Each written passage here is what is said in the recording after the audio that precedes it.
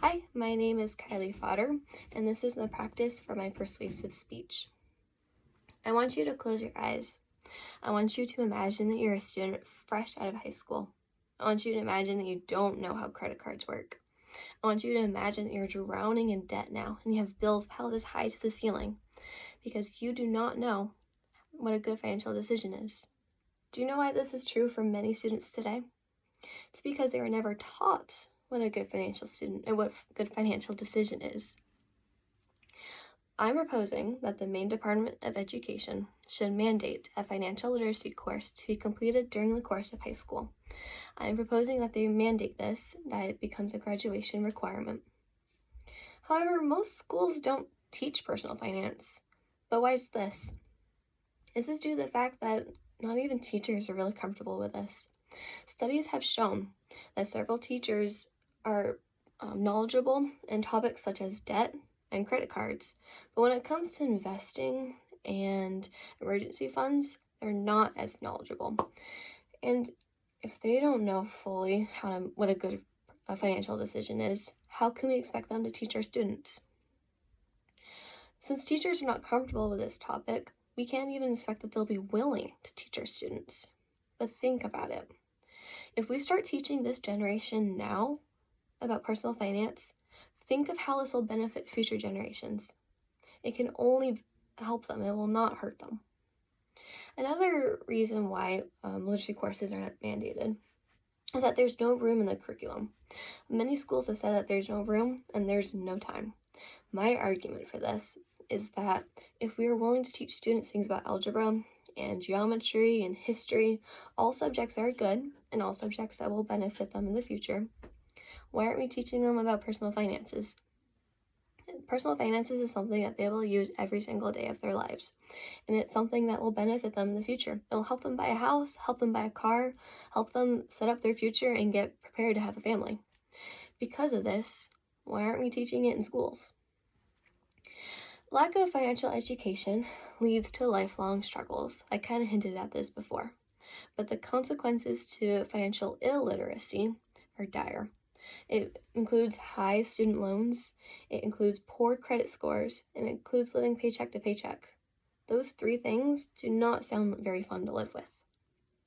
It affects much more than just how much money you have in your wallet. It affects you buying a house, it affects you getting a loan. These are all big financial decisions, and it may not be things that students will think about when they're 16, 17, 18, but it will be something they're thinking about in the very near future, because like we know, time flies by. I'm reading a book right now called Rich Dad, Poor Dad, and in it, he talks about how traditional education teaches students how to be employees, but not financially independent. What he's saying by this is that traditional schooling is teaching students how to work for money, but not how to make the money work for you. There's a difference. For instance, in the book, the author Robert is talking about two dads. He compares the rich dad and the poor dad. The rich dad is actually his best friend's Michael's father. And in it, the rich dad has figured out the hack to money. He's figured out how to make money do all the work for him. He's figured out how to invest and how to use his money wisely. He's figured out the whole real estate problems, and he's figured out just how to sit back and let the money do the work. So in it, Robert's going to him for advice because he doesn't want to be like his poor dad, which is his biological father. His biological father is not necessarily poor, but he does struggle financially. He works a traditional 8-hour job, and he lives paycheck to paycheck with not a lot of money on the side for fun. Now, money is not all about fun, but money is necessary. And Robert decided he wanted to be more like rich dad and not poor dad. However, most schools today teach by the poor dad approach. They teach students how to be employees, and they do not teach students how to be financially independent and how to make the money work for them. Financial literacy will also set students up for success. Like I said before, it will not hurt them. Financial literacy is something that will be used every single day. Studies have shown students who receive financial education make better money decisions later in life. This is due to the fact that they will have that knowledge. They'll be able to make good, wise, smart decisions. If a student does not know anything about finances, how can they make good decisions? If they're not taught anything about finances, how can we expect them to make good decisions? A case of this is the state of Florida.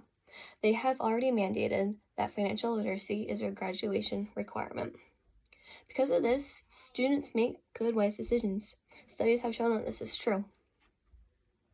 So I am mandating that the Department of Education here in the state of Maine mandates that financial literacy be a course that is to be completed during the course of high school.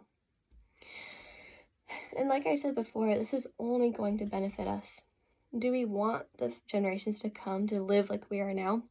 We don't want them to continue this never-ending cycle of poor financial decisions. We want it to stop now. So, what's stopping us?